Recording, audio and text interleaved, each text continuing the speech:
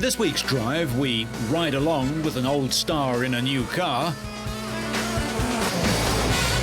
get twisted but never bitter in Bologna, hear Rossi stretching his new bike, finds you and stomps you, and see it all go horribly wrong. So that would have been All this and more in this week's Drive.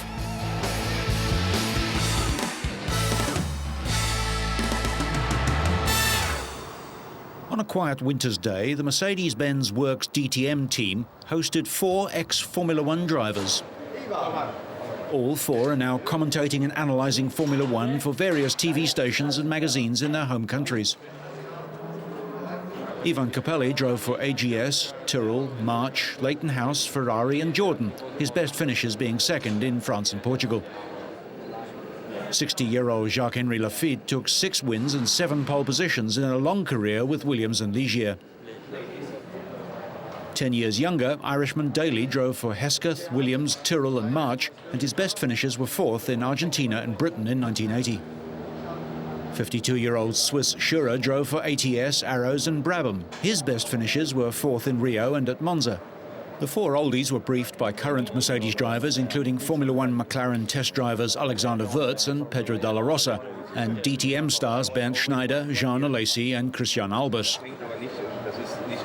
Although they would be driving the all-enclosed DTM cars instead of the open-wheeled single-seaters they raced in Formula One, it's fair to say that the modern cars are probably much more technically developed than the cars that they raced in their heydays. Mark Schurer hosts TV shows in Germany and Switzerland and didn't miss a chance to give viewers a look at his car. Alesi and Schneider's championship cars will be used, but racing each other wasn't encouraged. After a final briefing and tech check, it was out onto the track. Hockenheim has been extensively remodeled since any of the senior citizens last raced there. Although modern Formula One cars use electronic gear shift paddles on the steering wheels, the cars of a decade or 2 ago had regular gear levers, just like the sequential shifters on the DTM cars, which have 6-speed gearboxes, no traction control and no ABS braking systems. The racing CLK is powered by a 4-litre V8 and weighs 1,080 kilograms, including the driver.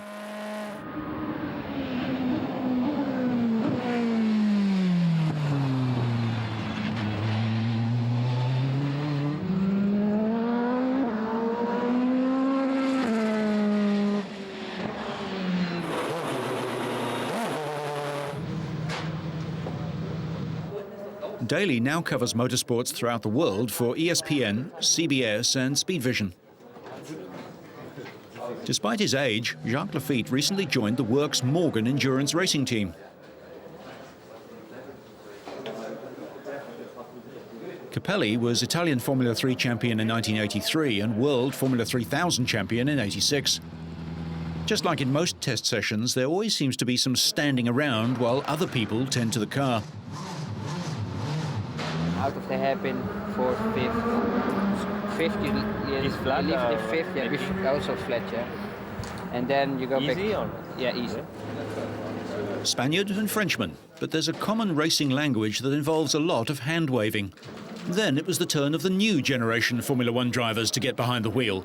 Pedro Della Rosa and Alexander Wurz getting into cars much bigger and almost twice the weight of their regular McLarens.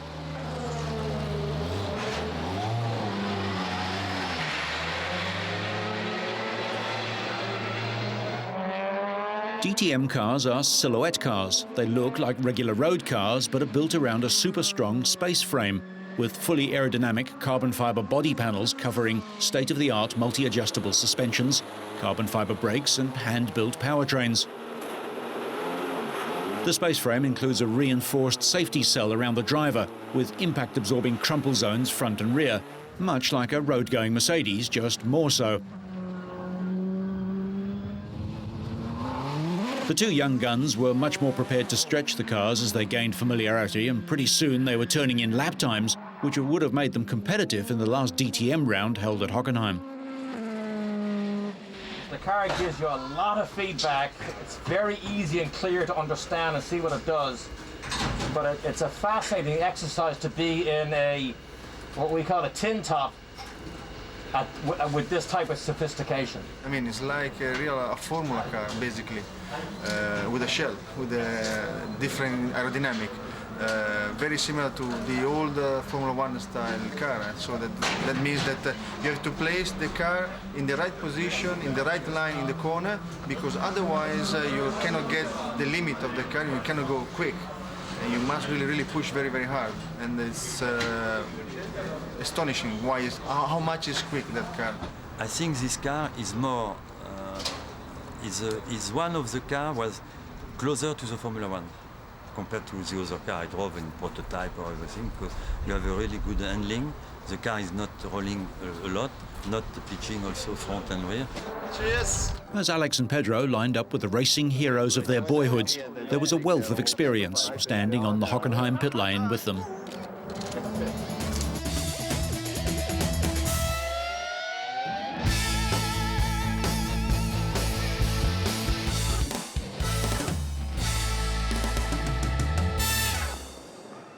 Italy is probably the home of the most ardent motoring enthusiasts in the world, so crowds were guaranteed at the midwinter Bologna Motor Show. Predictably, the Ferrari stand was the first stop for most fans. Developed for the FIA GT Championships, the 575 GTC has a 6-litre V12 giving 600 brake horsepower and a theoretical top speed of 335 kilometers an hour. Ferrari's arch-rival Porsche have a similar model, although the Carrera GT was made mostly for road use. It's a typical Porsche from the front and the back, but the engine cover looks like it was borrowed from its Italian rival. The chassis is made of carbon fiber reinforced plastic, and the floor pan is a single piece. The Carrera GT has a 5.7-litre V10 giving 612 horsepower and reaching 330 kilometers an hour. It's cheaper than the Ferrari too, just €400,000. Audi have a habit of making their concept cars into production cars, and that's true of the Nuvolari, an aluminium-bodied 2+2 all-wheel drive coupe fitted with the most powerful engine in a road-going Audi. The 5-litre V10 biturbo also develops 600 horsepower, but the car's top speed is electronically governed to 250 kilometers an hour. The car is named for Italian racing legend of the 1930s, Tazio Nuvolari. BMW are unusual in that they build not only high-performance cars, but a wide cross-section of big motorcycles too. Similar philosophies see a couple of basic engine designs doubling up in several models to create a wide range of vehicles. It's been said that on board the Megatourer K1200 LT, you're not so much the rider of a motorcycle as the caretaker of a block of flats, complete with its own satellite navigation system, reverse gear, powered stand, heated handlebars, and even heated seats. Interestingly, BMW showed new bikes in winter. We are showing here in Bologna 4 new products and 2 worldwide motorcycle innovations.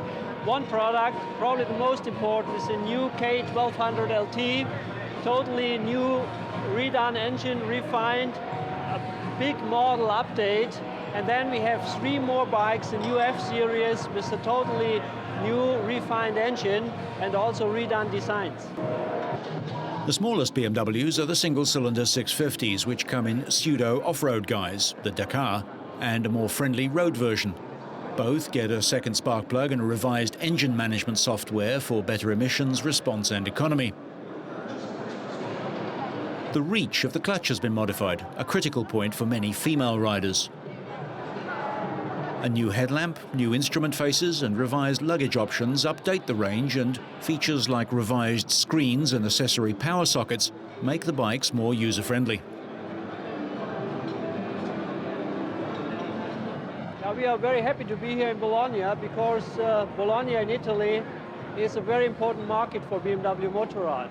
Actually, it's our 3rd most important market after the United States, Germany, and then Italy. And we once again will do about 12,000 bikes this year here in Italy. Italy's biggest car maker, Fiat, have had a lot of attention with the Panda, which beat the BMW 5 Series, Volkswagen Golf and Mazda 3 in the 2004 European Car of the Year Awards. Not surprisingly, Fiat are trying to get as much as possible out of the Panda, and like Audi's All-Road or Rover's Streetwise, the Panda 4x4 isn't a rugged off-roader, but sees a suspension lift and some protective trim to make it a useful European green laner.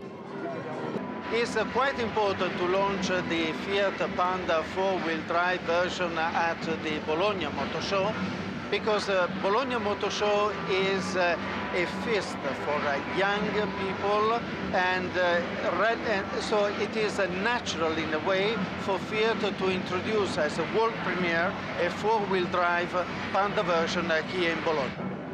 Daimler Chrysler had a few of their American cars on show too. The Pacifica is a six-passenger vehicle, not a wagon, nor a minivan, not a crossover, nor an SUV. Options are huge with all-wheel drive, rear seat DVD with remote control and cordless headsets, 6-disc CD changer, and so on. Even the Crossfire Coupe has crossed the pond.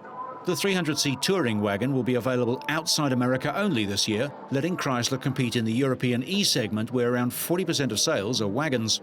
Well, the Bologna Motor Show is for us a very important fair because it's nice and between the Francoforte show and the Detroit and Geneva show.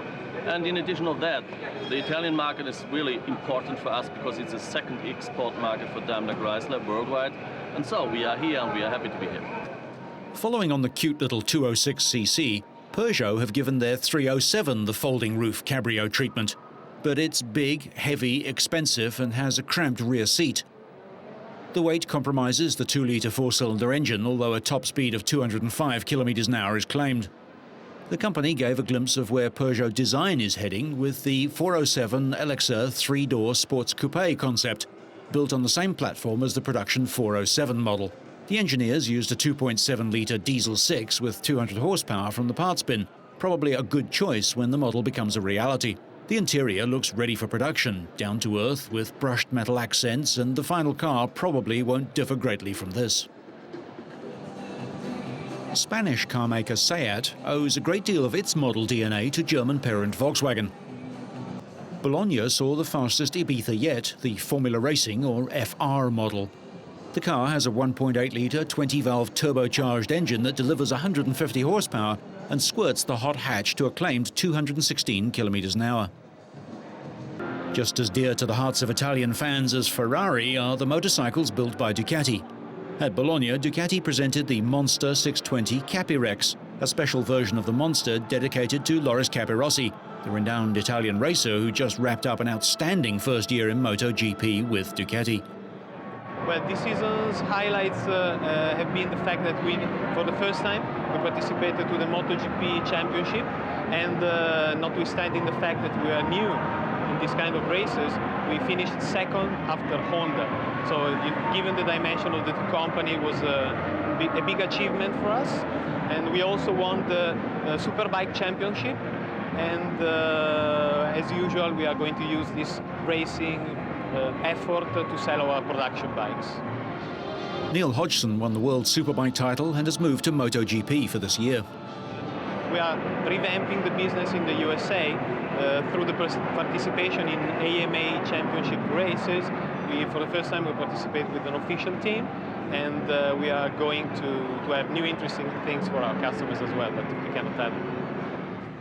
Over at Honda's stand, they showed the new 1-litre Fireblade, developed by the same team that was behind Valentino Rossi's unstoppable GP-winning RC211V. The big lump on the steering is an electronic steering damper, useful since the bike delivers an awesome 180 horsepower. The big naked 1300 Hornet has a bigger engine than most cars that Honda builds. Honda have dominated MotoGP for years, and they weren't about to let the departure of their superstar rider Rossi to Yamaha get in the way of a serious boast session. After all, first, second and third with 3 different teams isn't bad. Volvo chose Bologna to unveil the V50 wagon, their largest, latest and safest model. To help reduce the risk of injury to pedestrians or cyclists, it has an energy-absorbing structure in the front bumper, smooth surfaces and rounded corners. Inside, the ignition key has been moved from the steering column to the dashboard for better knee protection.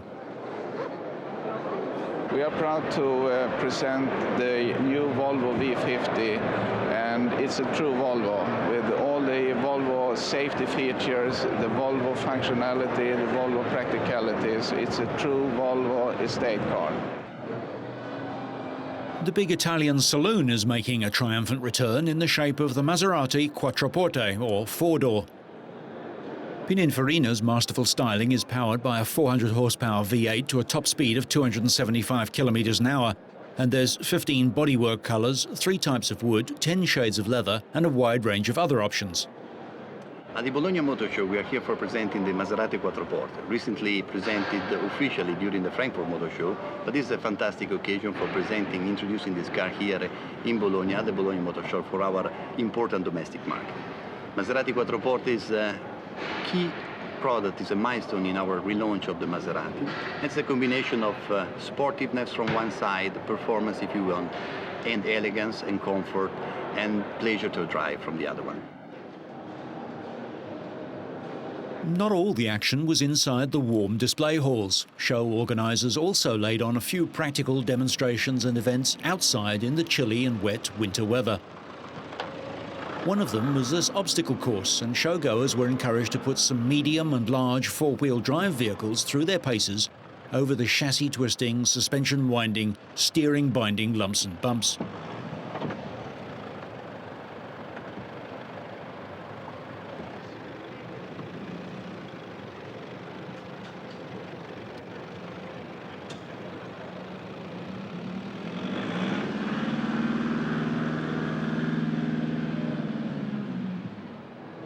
One badge we don't hear much of is Mahindra. Set up in 1945 to make general-purpose utility vehicles for the Indian market, Mahindra soon branched out into tractors and light commercial vehicles. Now they build vans, cars and tough jeeps, which are exported across Asia and into Africa. The 28th Bologna Motor Show attracted over 1.2 million visitors, up 6.5% on last year. Interestingly, female visitors rose from 13% of the total last year to 18% this year. That's 1 woman to every 6 men.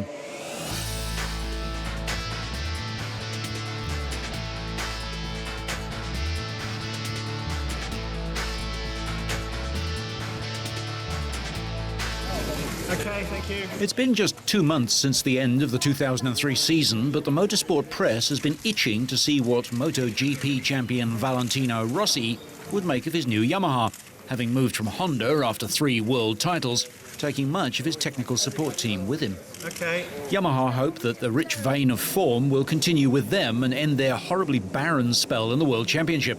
Wayne Rainey was the last Yamaha rider to win the Premier class back in 1992. Seeking a new challenge, Rossi deserted the all-conquering Honda factory team to ride the apparently outclassed Yamaha contender, but his contract barred him from even sitting on the bike, let alone testing, until the beginning of this year.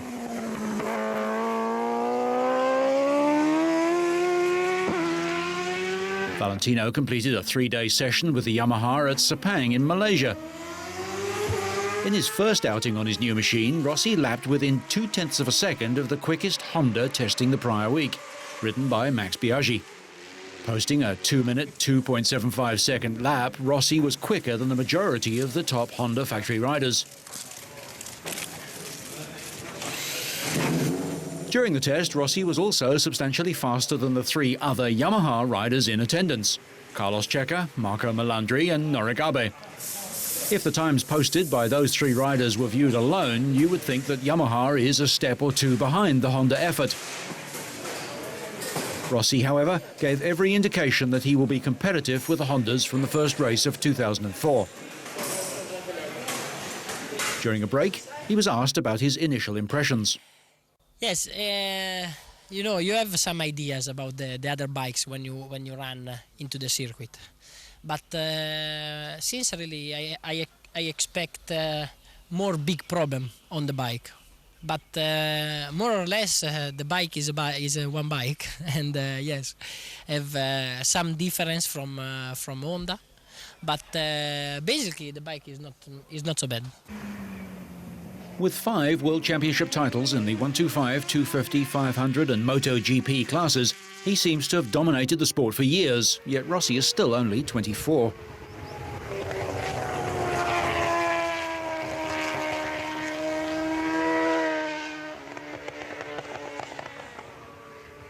I'm very exciting. I was very exciting before try the bike, because it's like restart from zero another time, no?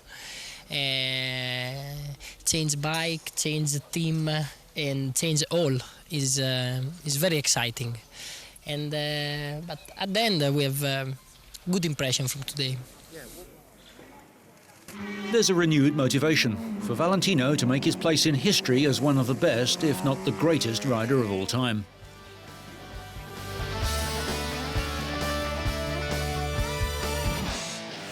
Or perhaps not so hot. Just because it's below freezing in midwinter, it doesn't mean that car enthusiasts have to give up their hobby. Members of a car tuning club have invested dozens of hours in carving a life-size sculpture of a car and putting it on display in Vilnius, the capital of Lithuania.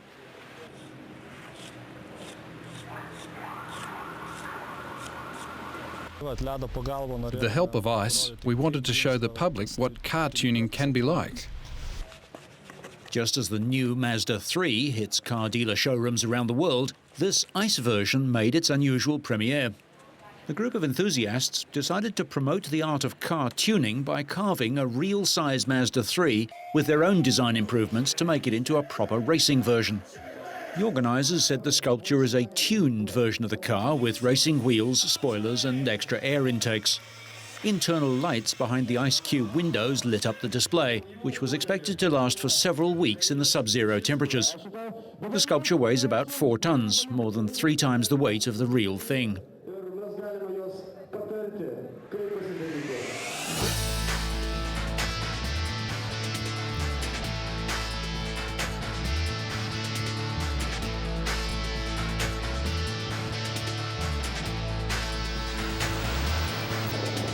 Of course, people still do have to get around, even when the snow's lying thick on the ground and even the door locks have iced up. What do drivers dislike the most about winter driving? The ice, sliding around, cars driving too close. Just the driving in general. I hate driving in the snow. Parts of Europe and North America were covered in unusually heavy snowfalls recently, and snowplows tried to keep roads clear. Salt and grit were spread across major routes, and drivers fitted studded snow tyres or chains. Other precautions are needed too. Low-temperature anti-freeze coolant will resist freezing solid, and anti-ice mixtures in the screen washer system will keep it working and help clear the screen too. As soon as it snows, I go out and check, make sure my windshield wiper fluid is full and my windows are clear. As soon as the temperature starts to drop, most service stations and parts dealers, and even regular grocers, will sell hundreds of bottles of special formula to stop engines freezing solid when major components will crack, and de-icer to clear windows and keep them clear, preventing refreezing. When planning even short trips in freezing conditions, fuel tanks should be kept full, and a blanket, water and emergency food carried for every person in the vehicle. Avoiding going out in such conditions in the first place would probably be a better idea. And finally, still on the snow and ice, American motocross rider Brian Deegan was attempting a Mullisha twist, a variation on the 360, at the Extreme Games when he crashed heavily on his first run in qualifying. He was trying to clear a 27-metre gap when he realised that he wouldn't rotate fully and dropped off the bike, falling 14 metres onto the ice. The 28-year-old rider has won more X Games medals than any other. Well, all motocross riders, professional, both Brian Deegan broke a thigh and both wrists and underwent 4 hours of surgery, but is expected to recover. So whether you're riding with a golden oldie, raising the roof, or just chilling out, so you stay on track and up to speed, make sure you catch next week's Drive.